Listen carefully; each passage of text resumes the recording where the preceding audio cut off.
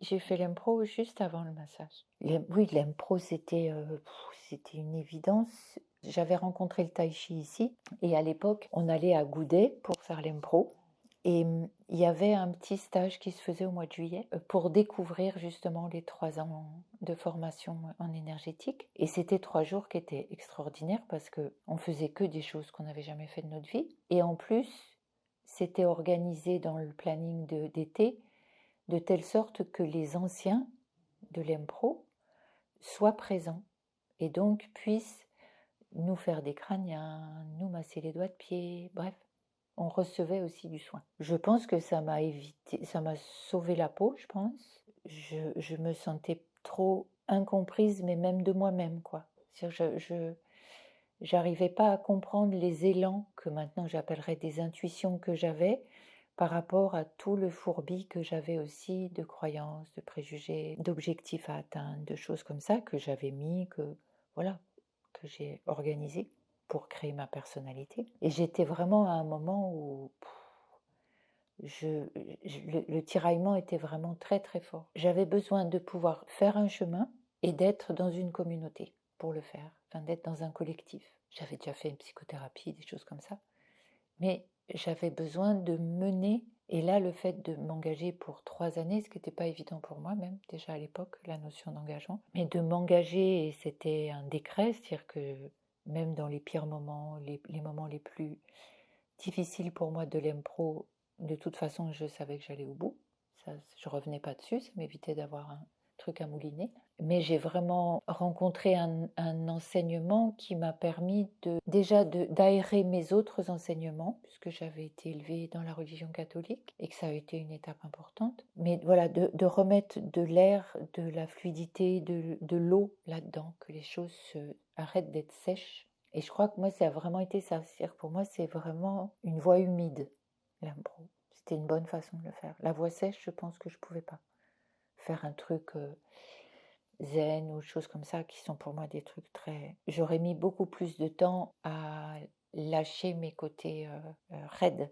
Là, quelque chose qui s'est fait. Et j'ai accepté vraiment que tous les gens sont absolument différents et qui vivent dans des mondes absolument différents. Parce que ça, avant, je me le disais, mais c'était pas vraiment une réalité. Là, j'ai vu à quel point on était tous mus par des choses différentes, dans nos tempéraments, dans notre énéatype, dans plein de choses, dans nos étoiles, et combien on était singulier, donc seul aussi, et combien c'était extraordinaire d'avoir un espace-temps et un espace humain où cette singularité solitude, elle pouvait venir vibrer pleinement avec d'autres. Parce que c'est ça aussi l'impro pour moi, ça a été d'accueillir les vibrations des autres, d'accueillir que ce qui est juste pour l'autre ne l'est pas pour moi, mais de voir combien, quand il est dans son diapason, combien l'énergie qu'il envoie est extraordinaire, même si je la connais pas, même si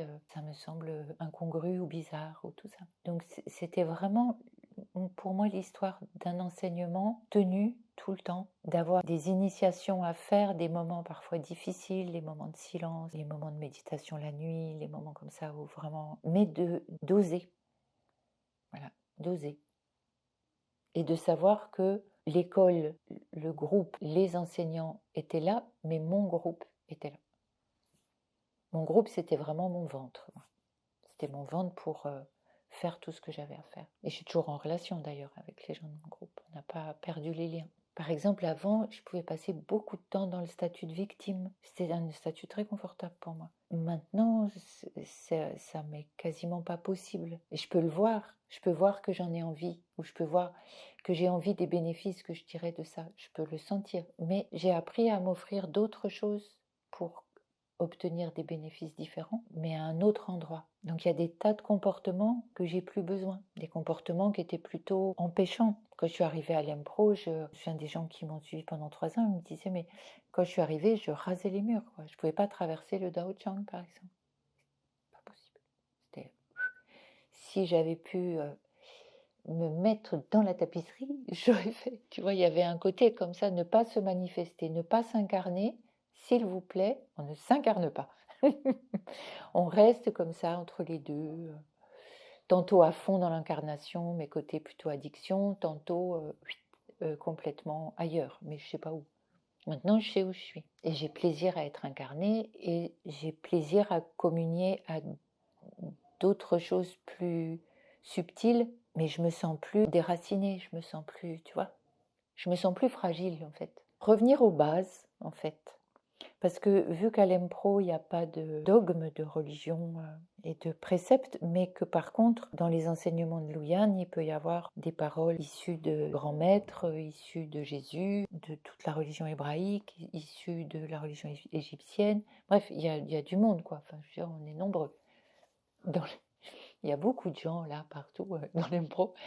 Mais donc, moi, ça m'a permis de revenir à un lien, en tout cas au divin, beaucoup plus nu, beaucoup plus simple, où il y a beaucoup plus d'énergie qui circule. C'est-à-dire qu'il y a beaucoup de dogmes, de questions sans réponse, de faux mystères, ou qui se sont effondrés, quoi. Mais qu'on fait place à des choses qui sont vibrantes, des mystères aussi qui restent vibrants, mais qui sont vibrants. Pour moi, c'était difficile dans cette religion-là parce que je trouvais qu'il y avait un message extraordinaire, mais que le contenant était terrifiant, quoi. Les gens que je voyais à la messe, la raideur, la rigidité, l'obéissance, mais une obéissance servile, pas une obéissance d'être au service. Il y avait quelque chose comme ça que plus le temps passait, plus je voyais pas, quoi. Et là, ça m'a permis vraiment de me remettre en contact avec le message initial.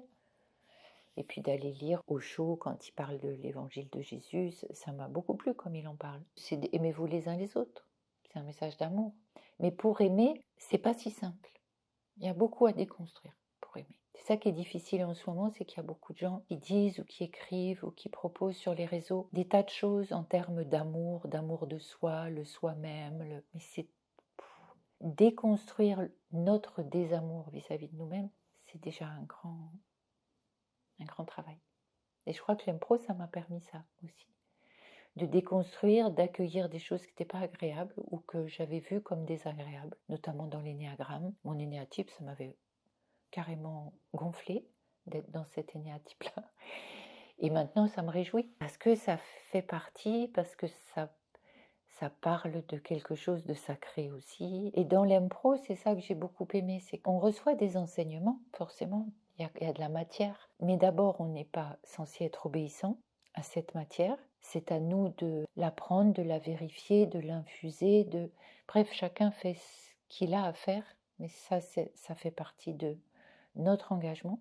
Il n'y a pas de façon, il n'y a pas de méthode. Il n'y a pas de méthode même de déconstruction, il n'y en a pas non plus. C'est de trouver un endroit, un temps et des êtres humains pour pouvoir faire ce processus sans être en danger. Même quand j'ai déconstruit des gros paquets qui se sont effondrés, pas de la faute d'un enseignement ou d'une initiation, mais du fait que, à force de brasser, il y a des pans entiers qui tombaient, ou que la vie ordinaire m'en amenait aussi. Je me suis jamais sentie partir dans qui est de base, moi, ma mélancolie. Je suis 4, donc la mélancolie, je connais bien.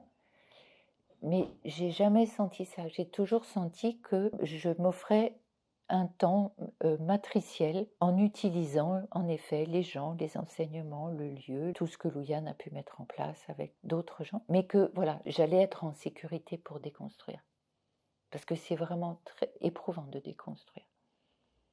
Et après, ça ne s'arrête plus jamais. C'est ça qui est bien aussi. C'est que je vois là encore au mois de janvier, j'ai déconstruit des tas de trucs.